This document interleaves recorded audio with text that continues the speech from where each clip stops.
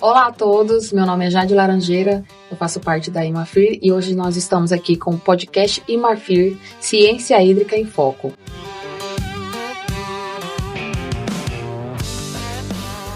Hoje mergulhamos nas profundezas, literalmente, da gestão de águas no estado, que hoje é o coração agrícola do Brasil. Para nos ajudar a entender a mecânica invisível que sustenta nossos rios e lavouras, recebemos hoje aqui o professor Dr. Marcos Hell, professor da Universidade de Viçosa, em Minas Gerais, e o professor Dr. Léo Chig, professor da Unic, Universidade de Cuiabá, aqui na capital, e ao meu lado também a Josiane Dourado, que faz parte da equipe Imarfir. O Dr. Marcos Hell é um engenheiro agrícola, formado pela UFV e professor titular da universidade e pesquisador da CNPq. Ele também é doutor em climatologia pela Universidade de Wisconsin-Madison, né, doutor? Nos Estados Unidos. Ele é especialista em mudanças climáticas, agricultura, recursos hídricos e uso da terra. Atualmente, ele integra o grupo de trabalho do painel intergovernamental sobre mudanças climáticas, um PCC. Já o doutor aqui ao meu lado, o doutor Léo Chig, ele é engenheiro formado pela Universidade Federal de Mato Grosso, a UFMT, mestre e doutor em agricultura tropical, com trajetória consolidada nas áreas da agricultura de precisão, análise espacial, geostática, né? É assim? Geostatística, solos e manejos sustentáveis de sistemas agrícolas. É um prazer tê-los conosco hoje para discutir como a ciência e a gestão podem garantir a sustentabilidade hídrica em Mato Grosso. Vamos conversar com o senhor, doutor Marcos. Por que irrigar em Mato Grosso? Bom, historicamente, tradicionalmente, a irrigação era uma técnica usada para levar água para viabilizar culturas em regiões áridas ou semiáridas, né? Na verdade, o desenvolvimento da civilização que a gente conhece, né, começou no Egito, há 5.000 anos atrás, graças à irrigação. A irrigação que viabilizou a produção de alimentos, que viabilizou o desenvolvimento da primeira civilização que a gente teve no planeta. Em muitas regiões do planeta só produzem alimentos utilizando a irrigação, pela falta d'água. Mas a situação aqui em Mato Grosso é diferente. Aqui é um estado onde chove muito, tem água, de maneira geral, suficiente, então por que irrigar? Além de chover muito aqui em Mato Grosso, o clima de Mato Grosso tem duas outras características muito interessantes para a agricultura. É quente o ano todo e tem radiação solar abundante o ano todo. Então, mas não tem água o ano todo. A distribuição de chuvas é sazonal, então tem uma estação chuvosa que chove suficientemente, uma cultura agrícola, mas tem uma estação seca em que não tem chuva suficiente para agricultura, ou pelo menos em partes do estado, Então, a irrigação aqui em Mato Grosso, ela entra para não viabilizar, mas tornar mais garantido, diminuir o risco de você fazer 2 safras no ano.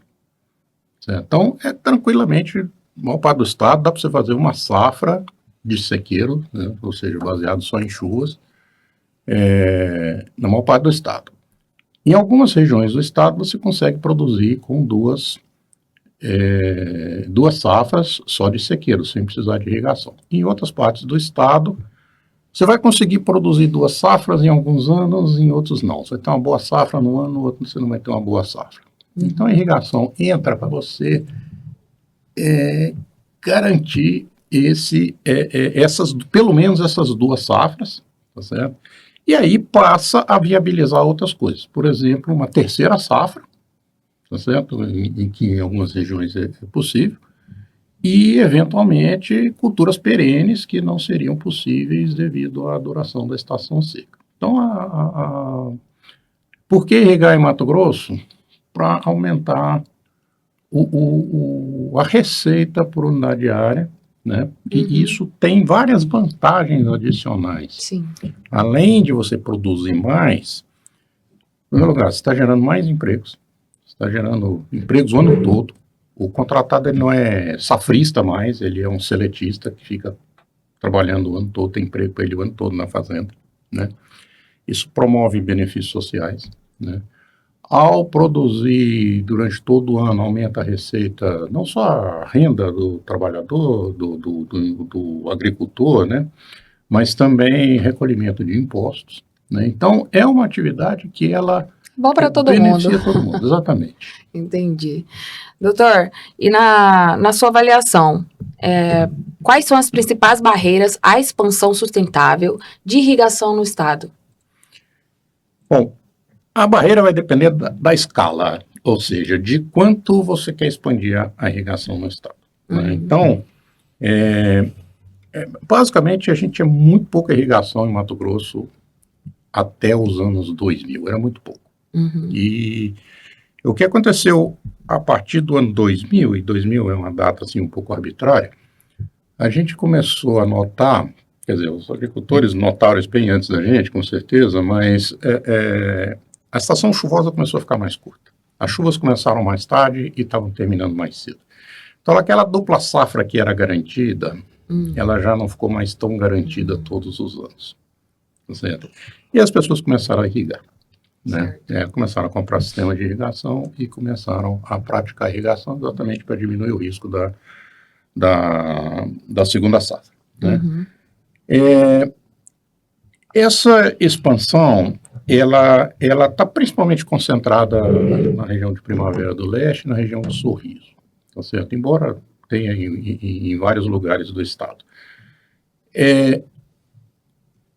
Ela pode ser limitada pela disponibilidade de recursos hídricos, tanto superficiais quanto subterrâneos, tá certo? E ela pode ser limitada por outros fatores, desde disponibilidade de energia elétrica, até a própria capacidade da indústria de produzir equipamentos de irrigação é um limitante. Então, se a gente está falando em aumentar 10, 12 mil hectares por ano, não temos grandes limitações por enquanto. Em regiões pontuais, existem limitações de recursos hídricos. E se houver alguma limitação aqui no estado? Sim, algumas regiões já têm limitações de disponibilidade de recursos hídricos. Quais? Por exemplo, a região aqui próxima de Primavera do Leste, ela já tem alguma limitação, certo? Outras regiões, pensa, Mato Grosso, assim, tem rios enormes, né? Telespires, Juruena, são rios enormes, a disponibilidade hídrica é gigantesca. Sim. Então vai gastar muito tempo, gastar muitos pivôs centrais para usar toda essa disponibilidade hídrica, né? Mas essas são as principais limitações. Recursos hídricos, tá certo? Que é pontual, por enquanto. Segundo lugar, energia elétrica, assim, apesar de Mato Grosso ser um estado exportador de energia, a rede de distribuição não é tão capilar quanto precisaria ser, né? Então, às vezes tem fazendas de 100 mil hectares, só tem energia elétrica na sede, tá certo? Você precisa levar toda a fazenda para atender o sistema de irrigação. Então, são casos muito específicos que têm que ser trabalhados com a concessionária de energia e etc. E tem questão, uma limitação também, não imediata, mas vai ser uma limitação, principalmente se a gente estiver falando de expandir. Mato Grosso tem hoje mais ou menos 200 mil hectares irrigados, talvez, se estiver falando em irrigar 2 milhões é uma coisa, se for irrigar 20 milhões é outra coisa completamente diferente. Tá certo? Então, as limitações para 2 milhões são uma, para 20 milhões são outras. Tá certo? Mas isso é um processo que eu acredito que o Estado vai aprendendo com o tempo. Tá certo? Ninguém vai irrigar, passar de 200 mil para 20 milhões em 5 anos. Isso é um processo que vai demorar décadas e com décadas... Mas a gente está no caminho certo, doutor? Eu diria que sim. Eu diria que sim, porque pela primeira vez está sendo feito um estudo bem detalhado, né, não só da irrigação em si, mas das outras condições, talvez eu comente mais sobre isso depois, para saber exatamente onde a gente está pisando, né? E aí a ideia é identificar os gargalos e poder resolver esses gargalos com o tempo. Perfeito. Josiane? E assim, professor, qual foi o start para começar esse estudo? O que aconteceu? Por que que o IMAFI teve essa ideia, né, de chamar a UFV, a UFRJ, para estar fazendo esse estudo sobre a disponibilidade dos recursos hídricos, se tem, né, a possibilidade da expansão da irrigação no estado? Qual foi o ponto inicial, assim? Quando você vai investir em irrigação, pensa do lado do produtor. Você vai gastar alguns milhões para comprar um pivô central. Você vai gastar algumas dezenas de milhões para comprar algumas dezenas de pivô central. Isso é um investimento em capital, né? Você quer ter certeza, o irrigante, ele quer ter certeza que ele vai ter retorno do investimento. Ou seja, vai precisar, vamos supor, de 5 anos para pagar aquele pivô, 10 anos, né? Depende aí do modelo de negócio que ele fizer. Ele vai ter que ter receita com aquela agricultura irrigada durante todo esse período. Para isso ele precisa ter água. Para isso ele precisa ter água.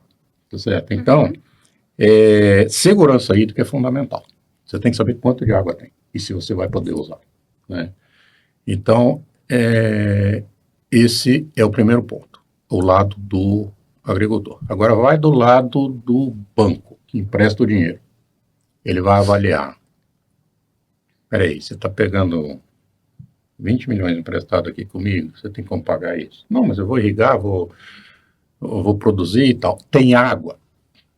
Ou você vai daqui a 10 anos chegar para mim e não consigo pagar o resto porque acabou a água lá. Aí você vai do lado da concessionária de energia elétrica. Vem cá, estão querendo irrigar tantos mil hectares aqui, eu vou ter que puxar linhas de transmissão nova. Eu vou ter demanda para essa linha de energia? Tudo, né, eu vou vender energia para vocês? Ou vocês vão, daqui a pouco, vão parar de irrigar porque não tem água? Então, segurança hídrica é a palavra fundamental, né? Sim. Então, é fundamental saber quanto de água tem, tanto recursos hídricos superficiais quanto recursos hídricos subterrâneos. Mas, além disso, o Estado começou a sentir, os agricultores do Estado começaram a sentir a necessidade de irrigar exatamente essa questão que eu falei do encurtamento da estação chuvosa. Então, eu produzia 2 safras, eu estou aqui há 40 anos, eu produzia 2 safras e agora não estou produzindo mais. De vez em quando, a minha segunda safra falha. Então, eu vou irrigar. E aí você desencadeia todo esse processo. As pessoas começam a comprar equipamentos de irrigação, começam a instalar, começam a usar água, e enquanto é 1.000 hectares, 2.000 hectares, 10.000 hectares, não faz muita diferença. A hora que os números começam a subir, começam a aparecer os problemas. Então, você tem que ter um diagnóstico da situação, né? Identificar gargalos, identificar potenciais problemas, inclusive potenciais problemas para o futuro, que não existem hoje ainda, né? Para você poder trabalhar estrategicamente nas soluções, né? Então, esse é o objetivo do estudo, né? E diagnosticar a situação atual e antever problemas com tempo suficiente para resolver, sem ser aquela solução emergencial que acaba ficando muito mais cara, né? Sim. Professor Léo, na sua avaliação, por que a irrigação deixou de ser uma estratégia defensiva para se tornar um acelerador de produtividade em Mato Grosso? E como o próprio professor comentou anteriormente, né, nós estamos tendo aí uma variação climática no estado, onde a precipitação ela não está vindo da forma que normalmente nós estávamos acostumados. Isso demanda ali uma tomada de decisão com muito cuidado dos produtores rurais. Infelizmente, né, isso também não basta apenas os produtores rurais estarem dentro desse contexto. É necessário uma grande gama de atuações conjuntas também com o poder público. Nós estamos hoje vivenciando uma situação onde o poder público ele tem por obrigação observar com muito cuidado essas relações e trazer também juntamente em conjunto com quem está sofrendo, quem está no campo executando essas situações e montar políticas públicas redirecionadas ao uso adequado da irrigação. Não adianta a gente trazer várias técnicas, várias metodologias e, infelizmente, o poder público ele engessar o sistema, que impedir que essas técnicas sejam devidamente executadas. O estado do Mato Grosso é um estado com um extremo potencial para a agricultura, tanto na parte sequeiro, principalmente na parte irrigada ao longo dos anos. Porém, ele vai ter um problema sério se nós não revermos as políticas que estão hoje sendo colocadas no mercado e traz, de certa forma, o que nós chamamos de insegurança jurídica ao produtor rural. Sim. Então, antes, a irrigação era só para... faltou água, né? Não deu. A gente vai lá e irriga. Assim, o produtor pensava assim. E hoje não, hoje ele já quer produzir mais, pensar numa terceira safra. Existem situações, como foi especificado anteriormente, né, que atualmente o pessoal tem uma ideia totalmente errônea da irrigação. Porque o pessoal vai irrigar somente quando no período da seca. Não. Em alguns casos, especificamente, né, tem sido feito o uso da irrigação para garantir o potencial de produção, até mesmo no período de chuva, ou seja, lógico, no período de veranico. Estima-se o plantio aproximadamente ali em setembro, começando ali em novembro, setembro, e você faz. Só que quando há um encurtamento da prestação, o pessoal, a partir do momento que ele faz o plantio, ele precisa de água. Nesse momento, ele também irriga, ele liga o pivô até chegar o momento de ter prestação. Quando chove, quando há prestação, lógico, em quem sã consciência vai ligar o sistema? Ninguém liga, ele vai deixar ali dentro parado, porque o custo da energia é caro, o custo da manutenção é caro. A gente usa essa tecnologia, essa técnica específica ali, para garantir a manutenção hídrica da cultura e ela consiga completar o seu ciclo fenológico adequado, ou seja, o ciclo de produção dela, e garantir a produção. Terminou o primeiro momento, o primeiro plantio, entra a segunda safra, aí já começa a ter uma certa dificuldade, porque normalmente pega-se o início, o finalzinho das chuvas, ainda tem uma certa umidade, e muitas vezes, dependendo da cultura, é necessário finalizar o processo com irrigação. E em algumas regiões nossas, aqui especificamente, a própria irrigação ela tem o potencial de gerar ali a terceira safra. E neste caso, nós estamos falando de culturas que é de extrema importância, e nós entendemos que está ligado justamente a culturas ligadas à alimentação, segurança alimentar. Ou seja, nós estamos falando de feijão, nós estamos falando de arroz, nós estamos falando de gergelim, das culturas que estão na mesa de cada brasileiro. Então, a irrigação, ela traz um aumento, né? A irrigação sustentável. Vai trazer um aumento na produtividade. Pode até trazer uma diminuição nos preços para chegar até a mesa do consumidor. Você falou uma coisa bem interessante, irrigação sustentável. Por que lhe pareça, a irrigação é sustentável. De qualquer maneira. Porque a irrigação ela é vista de uma forma totalmente errônea pelas pessoas. A irrigação é justamente uma atividade que simplesmente não há desperdício de água. Não tem como ter desperdício de água. Por que não? Porque toda a água que entra no sistema, ele volta para o ciclo da água. É lógico que haverá desperdício no mecanismo, na atuação, porque nenhum produtor ele vai querer que haja desperdício no processo, porque está gastando energia, está gastando mão de obra, está gastando um monte de situações. Porém, toda a água utilizada no sistema de irrigação, ele vai entrar no sistema, no ciclo da água, e vai todo finalizar isso no oceano. De certa forma, quando há o excesso de chuva, quando a gente não usa dessa água, pelo menos não armazena essa água de alguma forma, toda essa água ela vai para onde? Ela vai seguir o ciclo normal e vai tudo acabar no oceano.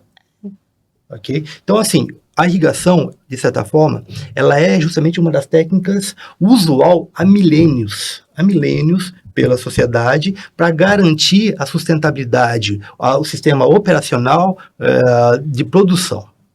Então, ela é de extrema importância. Você concorda, professor? Sim, Alguma coisa para complementar? Completamente. Eu adicionaria, de uma forma um pouco mais estratégica, pensando na ótica do produtor, porque com a irrigação é possível você plantar a primeira safra mais cedo, pensando no caso da agricultura de 2 safras, tá? É possível o produtor plantar um pouquinho mais cedo. E quando ele planta, a gente tem visto, por exemplo, soja, que normalmente é a primeira cultura plantada aqui no estado, se você plantar mais cedo, você produz mais. Então, se você conseguir plantar em setembro, a produtividade é maior. Se você for plantar, esperar as chuvas começarem, você vai plantar em outubro, talvez na segunda quinzena de outubro, dependendo de quando as chuvas começarem. Se você irrigar, você começa a plantar aqui em setembro, acabou o vazio sanitário, você está plantando. E você vai conseguir uma produtividade melhor com isso. Com certeza. Tá certo? Por questões climáticas, tá certo? A soja vai pegar mais radiação solar no período de crescimento dela.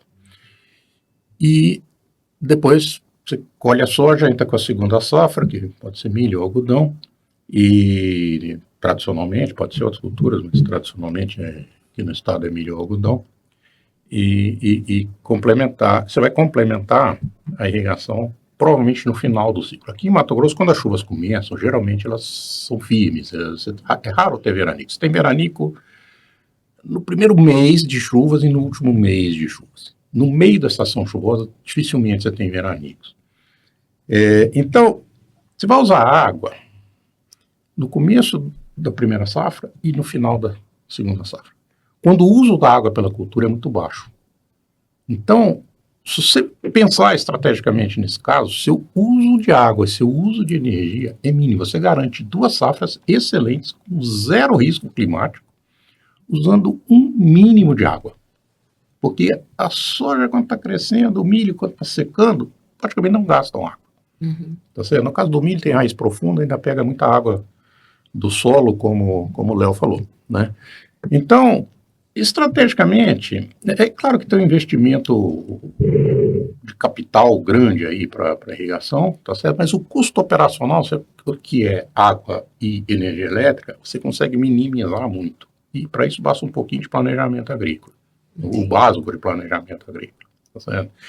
Então, e obviamente, se for o perfil do fazendeiro, ele vai poder plantar uma terceira safra, né?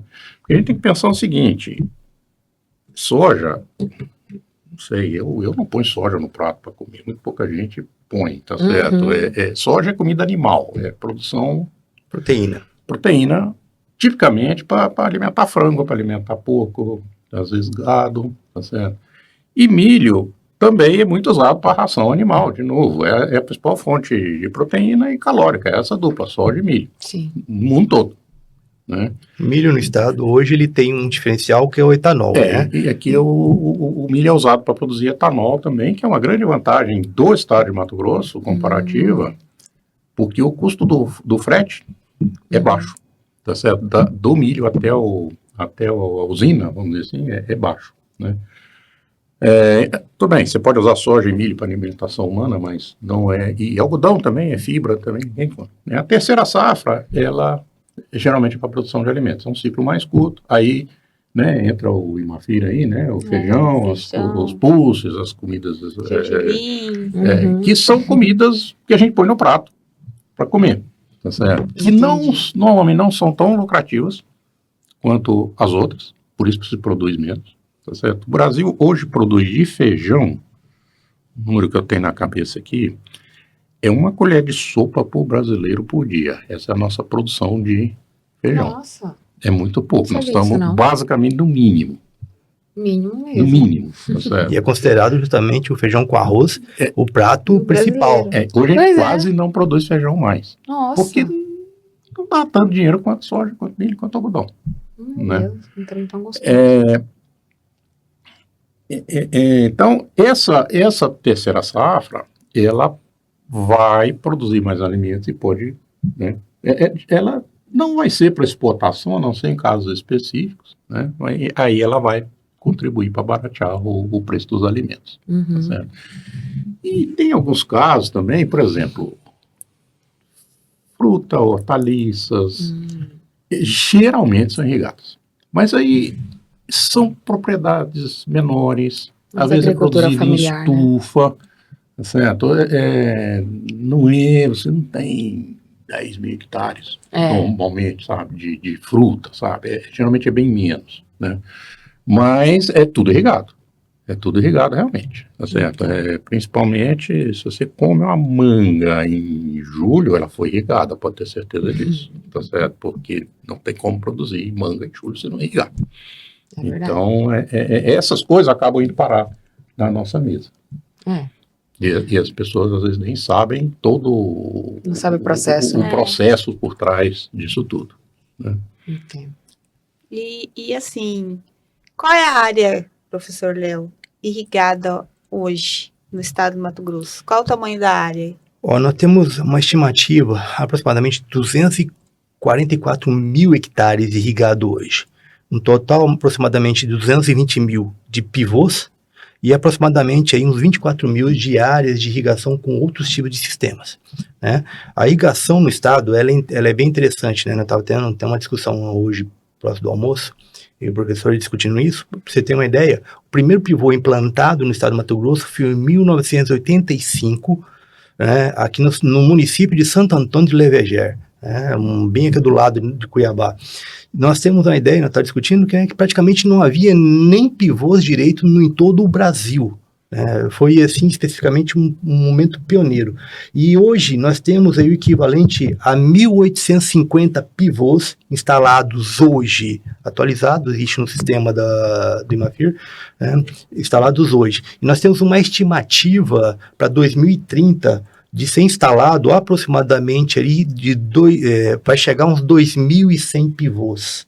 Okay? Agora o tamanho da área, lógico, vai variar um pouquinho com a estimativa do potencial e do poder aquisitivo do produtor rural. Mas essa estimativa é pelo histórico de como os pivôs vêm sendo instalados ao longo dos anos, desde 1985 até o presente momento.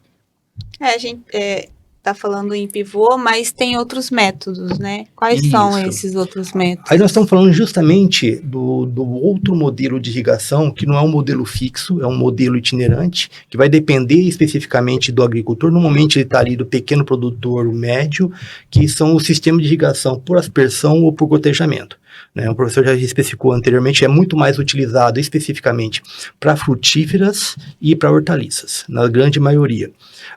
Em alguns casos, até mesmo pastagem irrigada tem sido utilizada para fazer manutenção nos períodos de seca.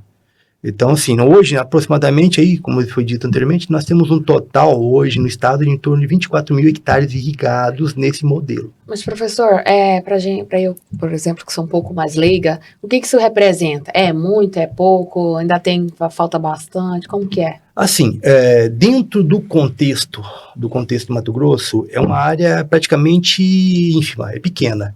É muito pequena. Por quê? O estado do Mato Grosso é um estado enorme.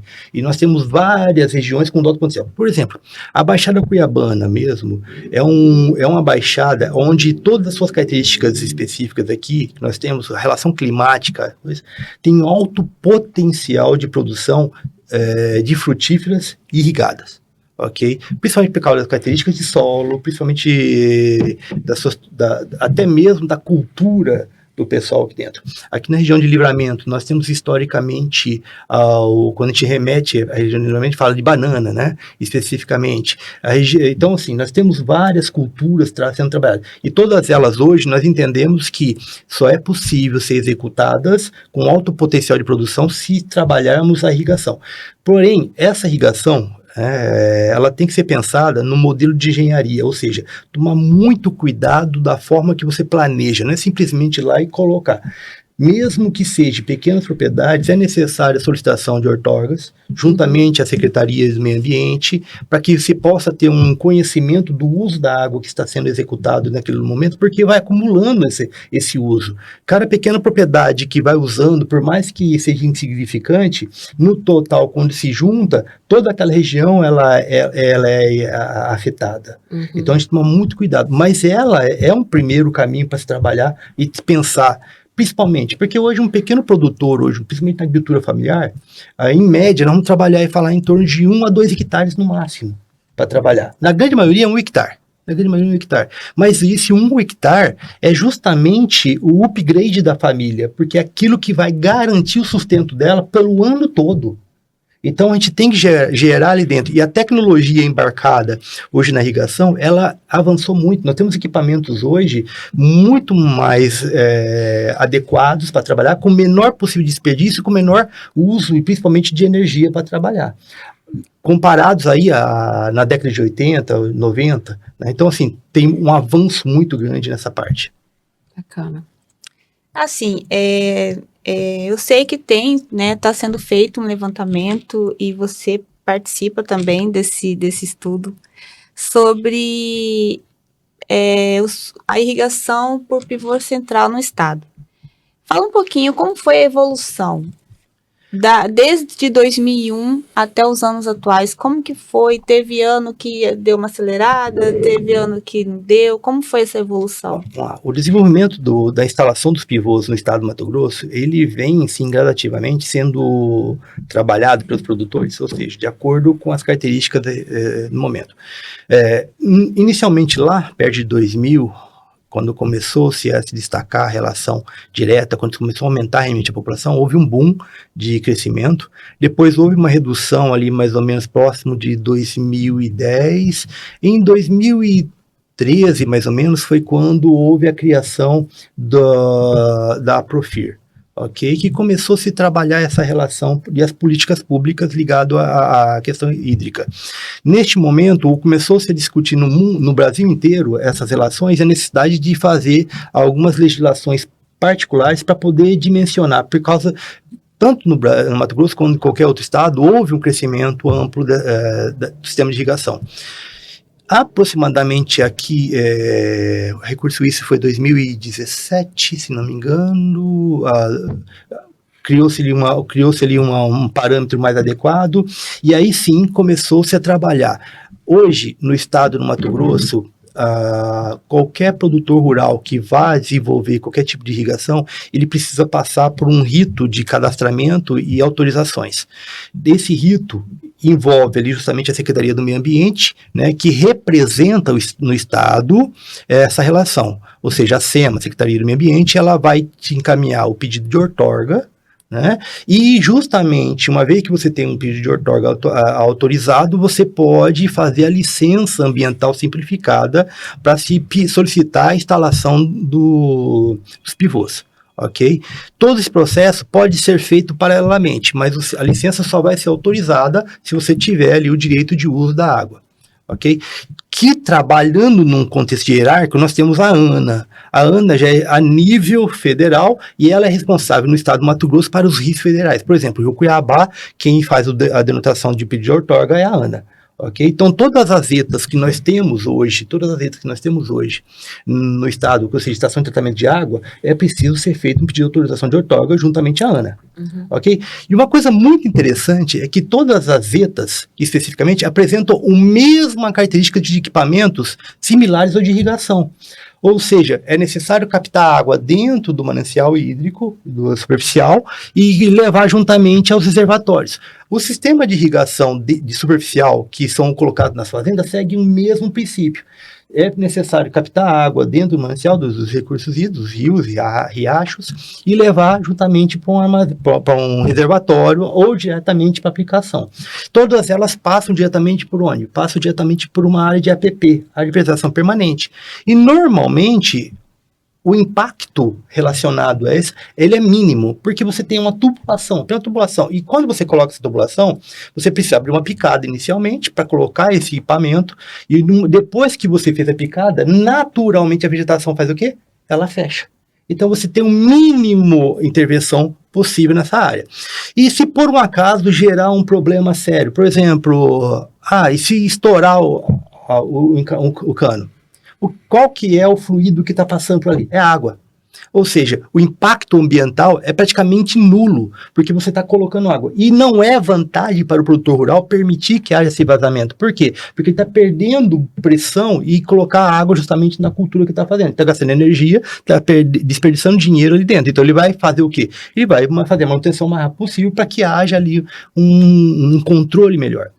Hoje, o nosso maior problema dentro da irrigação, né, além de coisas, é justamente pensar na parte de controle de qualidade dos equipamentos. Que muitas empresas hoje têm desenvolvido muitos equipamentos fantásticos que permitem fazer o controle dessa aplicação em tempo real no campo. Então, ou seja, o desperdício é mínimo. Então, a tecnologia hoje está ajudando na expansão da irrigação, na evolução, né, da área irrigada. Bom, olha que coisa interessante, né? Nós estávamos até comentando isso. Na década de 80, né, os aspersores eram de ferro para aguentar alta pressão. Né? Hoje nós temos aspersores feitos de propileno, material de plástico, então, ou seja, ele aguenta uma pressão menor. Então, todo o sistema é controlado de forma mais... a tecnologia permite fazer isso, diminuindo o risco de desperdício, principalmente na questão da manutenção do maquinário. Perfeito, professor. Vamos conversar um pouquinho, né? Tá muito quietinho aí. Professor, quais são as probabilidades de atraso no início da estação chuvosa até 2050, de acordo com as suas provisões disponíveis? Como a gente falou aqui mais cedo, né? A estação chuvosa está começando mais tarde, né? E está terminando mais cedo. Se a gente pega a década, as duas décadas, 2000 a 2020, e pega a diferença para as duas décadas de 80 a 2000, né? Esse atraso, em média, em torno de 15 dias. Tá certo? As chuvas estão começando 15 dias mais tarde. Certo? Vai variar de acordo com onde você está no estado, tá certo? Você pega essa parte mais sudeste do estado, né? Isso é mais pronunciado, tá? Você vai mais para a parte nordeste do estado, é menos pronunciado, está mais perto da Amazônia, né? A projeção que a gente tem para o metade do século, como você perguntou, é de mais 15 dias de atraso. Tá certo? Então, comparado com essa década atual, mais 15 dias de atraso, o que seria um mês de atraso em relação ao final dos anos do século XX. Então, é muito. Isso significa... Né? Se você pensar que a estação chuvosa em Mato Grosso tem aí de 6 a 8 meses, 6 meses no Pantanal, tá certo? Mais ou menos 7 meses no meio do estado, 8 meses lá no norte, né, de estação chuvosa, você tira um mês só no começo. E provavelmente mais um mês no final também. Então, de 8 cai para 6. Ou seja, a tendência é que o clima de Mato Grosso fique cada vez mais parecido com o clima de Goiás, por exemplo. Tá certo? E vindo de Goiás para cá, tá? Certo. Assim, o clima pensa da seguinte forma, o clima de Goiás invadindo Mato Grosso, de Goiás em direção lá a Rondônia. Tá certo? Então, é um diferencial que o Mato Grosso tem que ele perde. Um diferencial de estação chuvosa longa que ele provavelmente vai perder nas próximas décadas. Já está perdendo e provavelmente vai perder mais nas próximas décadas. Ou seja, em Goiás não tem agricultura do passado. Não tem. Vixe. Estação chuvosa em Goiás é 6 meses. Então, a nossa tendência é... Vai a Brasília, é perigoso você passar lá 6 meses sem ver uma gota d'água caindo do céu. Eu já morei em Brasília, sei como é que é. Aqui tá também. Mas chega final do ano, chove todo Não, dia. chove, mas é estação chuvosa. Mas tá agosto... Mas o que torna o diferencial de Mato Grosso, que é a estação chuvosa mais longa, não é tão longa quanto na Amazônia, que lá, né, basicamente chove o ano todo, né, mas também não tem uma estação seca tão longa quanto Goiás, que está bem no centro do Cerrado. Né? Goiás, Triângulo Mineiro, por ali. Está no meio do caminho. Certo. E esse clima vamos dizer, de Brasil Central, de Goiás, está expandindo. Sim. Aqui no Mato Grosso é assim, professor, né? Quem mora mais tempo aqui, a gente tem duas estações bem definidas. Não, No inverno é quente e seco, não chove. todo o clima do Cerrado é assim. Sim, mas esse ano tá bem diferente. A gente teve chuva em junho. Foi assim, incrível É verdade. ter chuva em junho. É muito difícil esse mês de junho chover aqui em Cuiabá. E teve chuva e foi chuvona, assim. Então tá meio. Tá mudando, né? Tá tendo umas mudanças. Essas chuvas, elas Esporádicas. são esporádicas, né? Elas podem ocorrer, né? Geralmente, ou é frente, né? Sistemas frontais que se deslocam, ou algum evento muito específico, tá certo? Mas elas não são um padrão. Então, assim, não dá para você contar com elas Sim. para nada. É muito incrível, assim, porque aqui em Cuiabá a gente fala, né? Não tem frio, não faz frio. E esse ano o frio tá durando uma semana. Vem na segunda e vai embora no sábado. Frente. E antes era assim, era 2 dias, Frente né? fria. A gente problemática das chuvas- Aquecimento global. A verdade das chuvas que estão vindo é que está vindo uma intensidade num período de curto muito pequeno, e essa quantidade de chuva tem desfavorecido em relação ao tipo de solo, não está conseguindo infiltrar. E quando ela não infiltra, ela vai acumular tendo as enchentes. Né? Nós estávamos conversando hoje, choveu lá, acho que 50 milímetros em 4 horas, lá em Lavras, lá. 140 milímetros em 4 horas. 4 horas. Então a água chegou à altura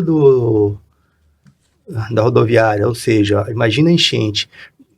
É uma coisa que a gente precisa tomar muito cuidado. Por quê? Porque, historicamente, se você fizer uma análise de série temporal, você não tem esses eventos em uma constância. E, consequentemente, os municípios não estão preparados especificamente para suportar a situação. Então, teremos eventos similares a este em vários lugares de enchentes. Okay? Então, e o sistema hídrico dos municípios não estão preparados para isso. Mas, professor Marcos, de que forma essas mudanças climáticas podem impactar o sistema de safra, de 2 safras, no sistema sequeiro? Podem impactar, não. Já estão impactando. Já estão impactando. Nós já estamos vivendo mudanças climáticas. Tá certo? As mudanças climáticas elas não eram muito perceptíveis até a década de 80 e de lá para cá estão se tornando muito óbvias demais. É o que eu falei exatamente aqui. As pessoas de repente começaram a perder safras, né? Isso já está acontecendo há 20 anos ou mais, 20 anos pelo menos, né? E vai ficar pior, certo? Na verdade, esse atraso no início dessa estação chuvosa, ele é consequência de 2 fatores. O primeiro é as próprias mudanças climáticas. O aquecimento, principalmente, de algumas regiões dos oceanos que estão afetando o clima aqui do Brasil Central, né? E, em segundo lugar, a gente não pode desconsiderar o desmatamento. Então, no início da estação chuvosa, principalmente, não vem... O vapor d'água que chove aqui em Mato Grosso, vem da Amazônia. Ele vem do Atlântico, passa para a Amazônia, chove na Amazônia, é reciclado, ou seja, a Amazônia reinjeta parte desse vapor d'água de volta. E os ventos viram e trazem essa umidade para o centro do Brasil, e região sudeste, etc. Na estação seca, os ventos, o que muda é que esses ventos não viram, certo? Eles seguem reto ali em direção ao Pacífico, ali pela Amazônia, né? Bom, antes desse vento virar, que é ali setembro, mais ou menos setembro, que é a época do ano que o continente aqui começa a esquentar, porque, né, nós já estamos na primavera, o continente começa a esquentar, então a pressão cai e puxa os ventos da Amazônia aqui para o Brasil Central, né? Só que no começo ainda é muito pouco. Quando traz muito vapor d'água, começa a estação chuvosa mesmo. Mas qual que é o papel da vegetação? Antes dos ventos virarem, ela já está injetando vapor d'água na atmosfera. Então você tem uma floresta, você tem um cerrado, ela está injetando vapor d'água na atmosfera. Se você tem pasto, não injeta. Se você tem cultura agrícola, que nessa época do ano não tem nada plantado, não está injetando, é zero. Tá certo? 1 hectare não faz diferença. 1000 hectares não faz diferença. Milhões de hectares faz diferença. Tá certo? Então, nessa época do ano, que é principalmente setembro, tá certo? Essa injeção de vapor d'água pelas plantas, ou seja, né, evapotranspiração, ela faz a diferença. Ela faz começar a chover mais cedo. Né? Isso é uma linha de pesquisa ativa nossa lá em Viçosa, né? Nós temos vários artigos publicados demonstrando isso.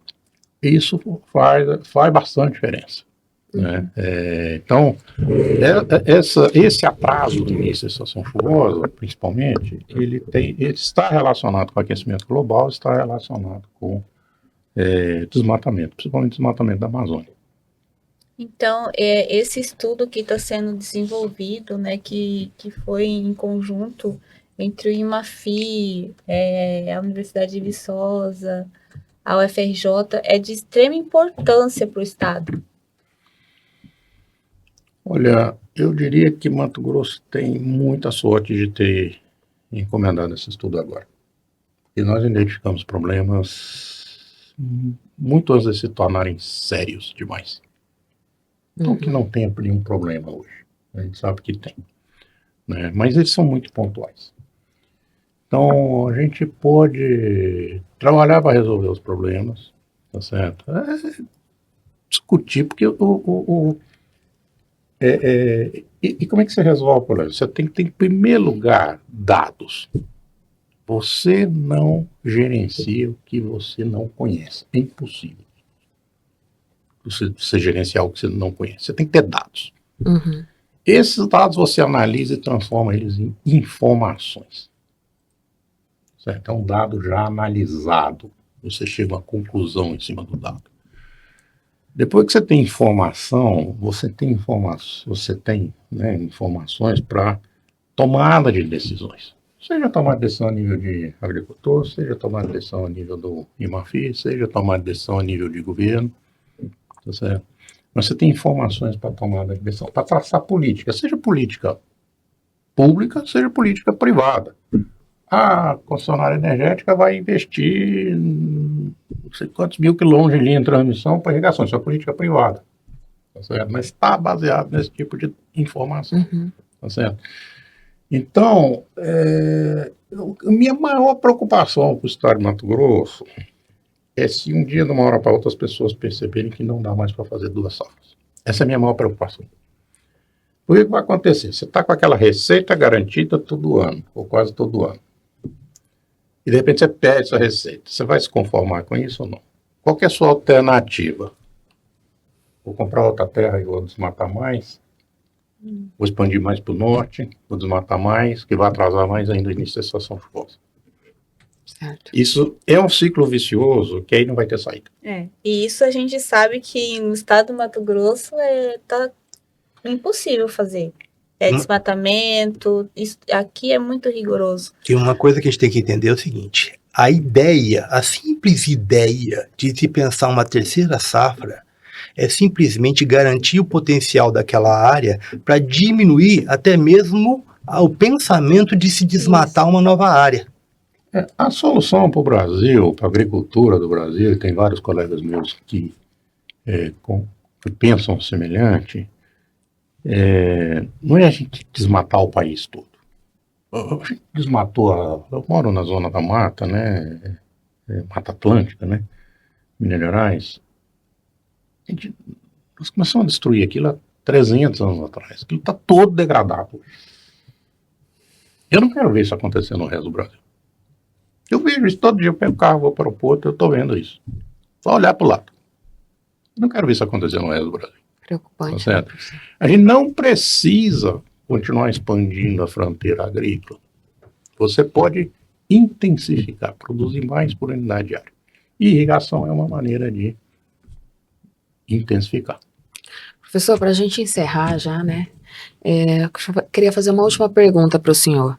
Qual a mensagem final que o senhor deixaria aqui sobre o papel da ciência integrada para a segurança hídrica de Mato Grosso? ciência integrada. Isso é extremamente moderno. Tá? Uhum. 50 anos atrás, irrigação era brinco que não era nem irrigação, era molhação. Não tinha muita técnica nisso. Havia soluções de engenharia, né?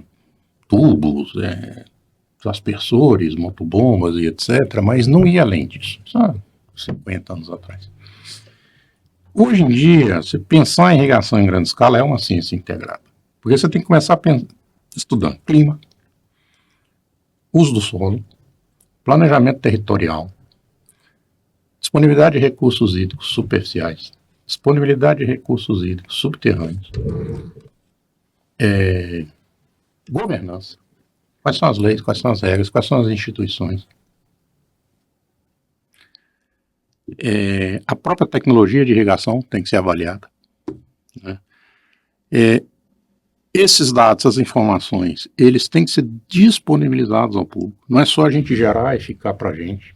Eles têm que ser disponibilizados para todo mundo. Para os engenheiros que fazem projetos, para o irrigante, se ele souber processar isso. Tá certo?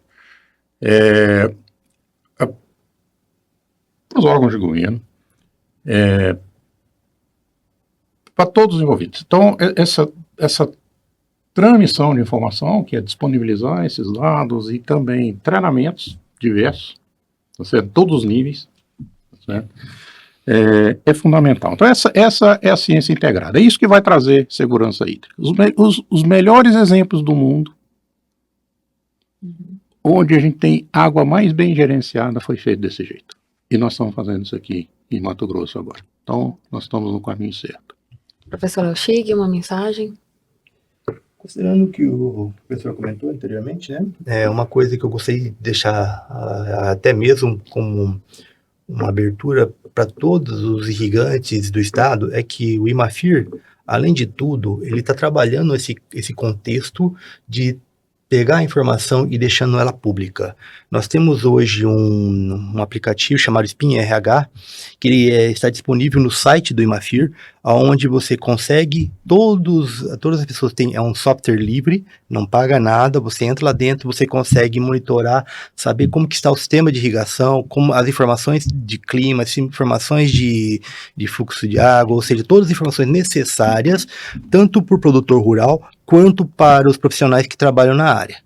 Então, assim, hoje é uma coisa que nós estamos iniciando, trabalhando juntamente com a Universidade Federal de Viçosa, com a Universidade Federal do Rio de Janeiro, para poder gerar essa base de dados, e nós pretendemos que essa base se solidifique de tal forma, onde todas as pessoas possam ter acesso claro nessas informações, para que realmente auxilie na gestão da irrigação na sua propriedade. E para quem tiver interesse, o site do IMAFIR é imafir.org.br, tá, pessoal? Bom, gente, professor Marcos Hell, obrigada. Professor Léo Chig, obrigada. Professora, estou profetizando. Não, eu sou professora de geografia. Já vale. Doutora Josiane Dourado, minha colega de bancada hoje, muito obrigada. Então, chegamos ao fim de mais um podcast IMAFIR. Eu quero agradecer a presença de vocês hoje e dizer que ficou claro, né, que a sustentabilidade hídrica de Mato Grosso não depende apenas da abundância natural, mas de um alinhamento rigoroso entre a preservação do solo, a engenharia de precisão e uma governança participativa e transparente. Muito obrigada pela audiência e até o próximo podcast IMAFIR.